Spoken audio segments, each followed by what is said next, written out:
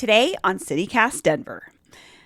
13 years ago, an acquaintance put up a post on MySpace asking if anyone in Denver wanted to get together and talk about feminism. What started as living room conversations between a few people grew into a beautiful collective of friends and artists who got together to share skills, play music, and put on a different kind of festival. One with a name you couldn't say on the radio. You still can't? You still can't say the word tit on the radio. But it's a whole conversation about we could either spell it out on the radio, Titwrench, or they can bleep it, bleep wrench. And they're airing this week, so you can hear them. Come to Boop Wrench this Sunday at City Park. And then it gives the rest of it, and then it says, go to titwrenchcollective.org for more information. Titwrench returns this weekend for the very last time. So I called up my old friend Sarah Slater, who still organizes the festival, to reminisce. Today is Thursday, September 30th, 2021. I'm Bree Davies, and this is CityCast Denver.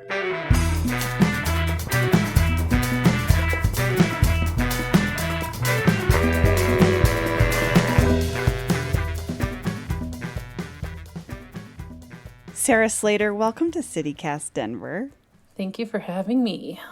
It's so nice to see you, my friend. It's so good to see you too. So, for someone who's never been to a Titwrench before, one of the festivals, what is Titwrench? I describe Titwrench as a creative platform as well as a festival, meaning that we use it as a creative platform to do workshops. We've had dance parties under that name. We've done panel discussions, and it's a way to kind of bring different people from different backgrounds and mediums and genres all together, either in some kind of forum or another. The festival features experimental artists of all stripes, like they could be working in experimental R&B, or they could be working in a genre that just nobody can even define. And the majority of it is performed by people from different underrepresented backgrounds, mostly women and queer folks, and people just with different perspectives that are not normally centered in the mainstream. So I want to dig in a little bit to the origin story of Titwrench. I got involved with it. I feel like you put out a call of some kind in like 2008. It's just like, hey, anybody want to... On MySpace. Hey, on MySpace. Do you remember exactly what the sort of impetus for Titwrench was? You know, I think I've tried to pinpoint it, and I think it was just like a combination of different conversations had over the years, you know, and I think partly exasperation of just like being a part of a music scene and maybe not feeling back in 2008, like feeling very represented. I think at the beginning, a lot of it was more about representation, whereas through the years, we've evolved into like having our own identity and being really concerned about creating safer spaces for expression. And I know that Piper has said that they remember that I came over to your house, I think when you were all living together. The way they describe it is like I had a vision, and then we all talked about how to support the vision.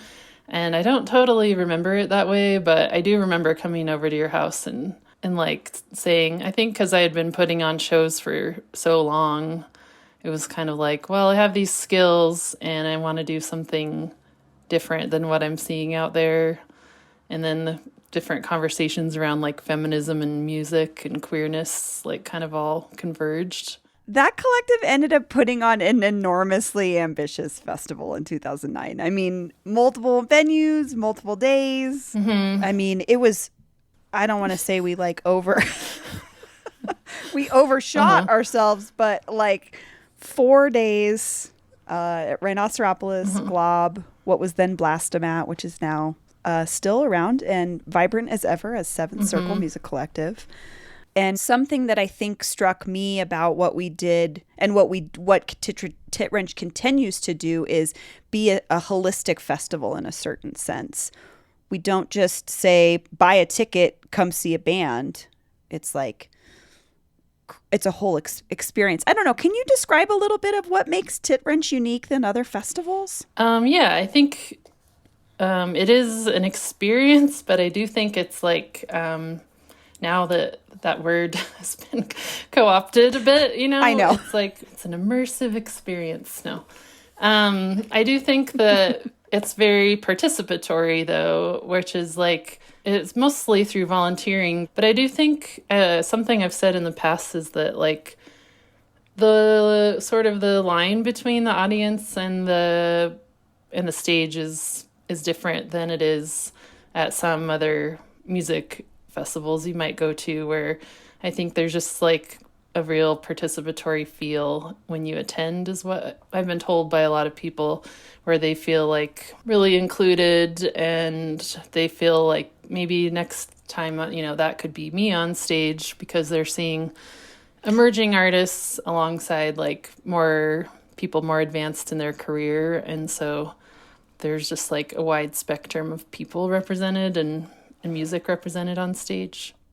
Back to the sort of festival landscape, or at least even the music scene we were looking at 2008 when Titwrench was being born in Denver. I remember, so we focused on, originally we were like women centered. Mm-hmm. We obviously expanded that to include all types of folks, mm-hmm. people that are just not represented at other music festivals. And we got some pushback from dudes. Mm-hmm.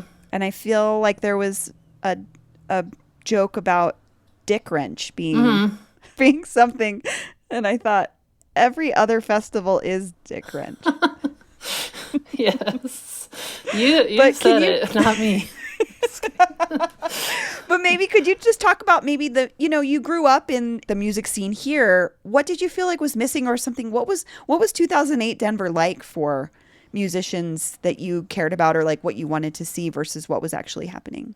Back then, I think people were more afraid to book bands together that didn't sound alike, which I think has changed over the year. And I think not just our festival, but I think, how festivals on a larger scale have exploded. I think that might influence how like smaller venues book their shows, realizing that someone might not want to go to see like 4 indie rock bands in a row in one night.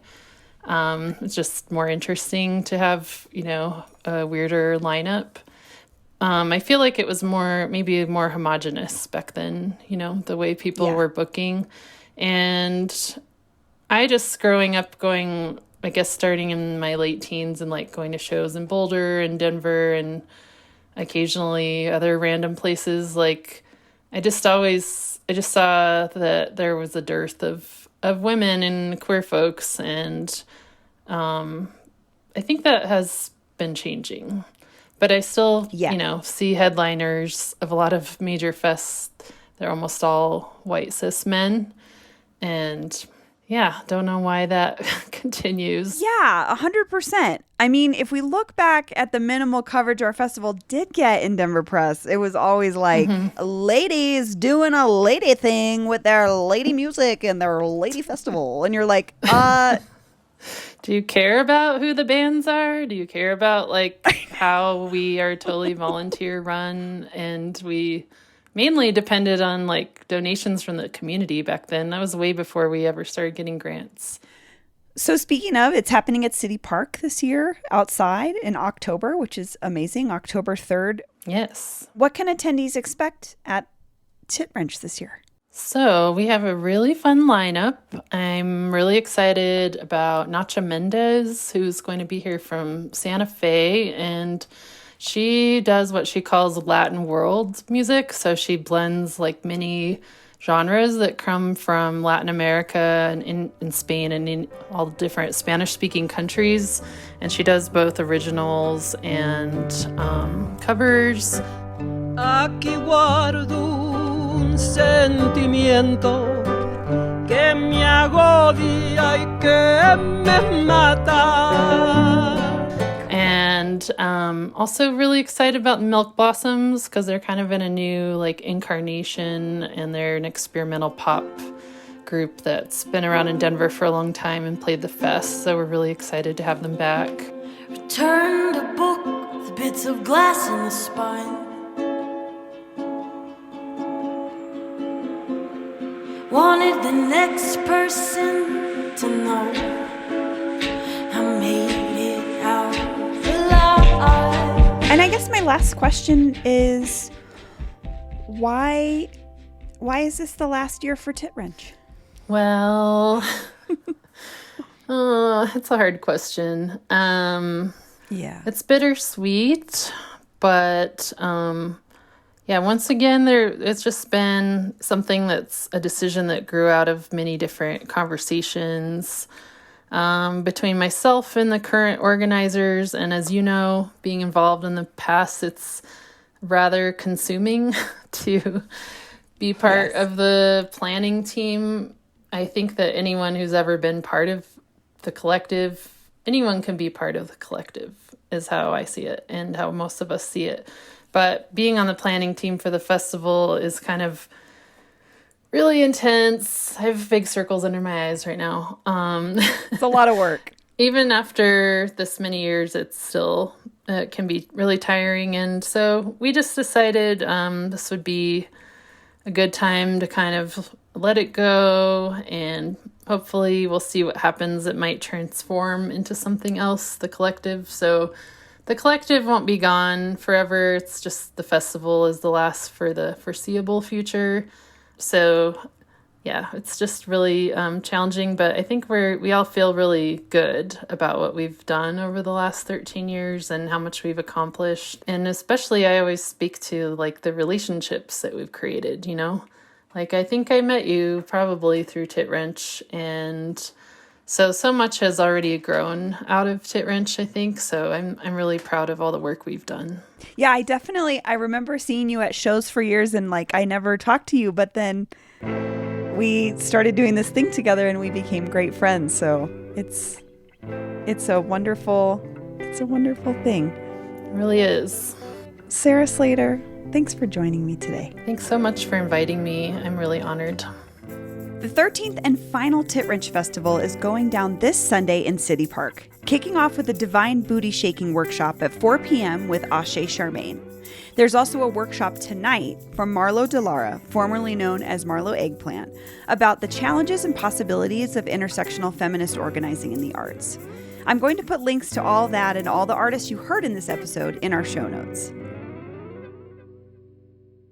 And here's what else is happening in Denver today.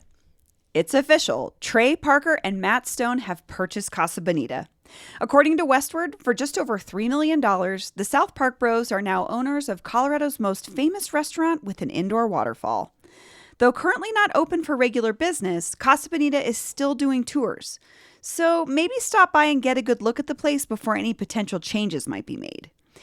And in vaccine news, a U.S. District Court has dismissed a lawsuit from 7 Denver police officers that allege that Mayor Hancock's vaccine mandate for city employees is unlawful. According to Denverite, Assistant City Attorney Joshua Roberts filed a motion asking the court for the dismissal because the officers did not exhaust all administrative options before turning to a lawsuit. Today is the deadline for city employees to get vaccinated or potentially face termination. The mayor's office has not said if that will be the case for these officers. That's all for today here on CityCast Denver. If you enjoyed the show, why not take a minute to tell a friend about us, rate the show wherever you get your podcasts, and subscribe to our morning newsletter. We'll be back tomorrow morning with more news from around the city. Later!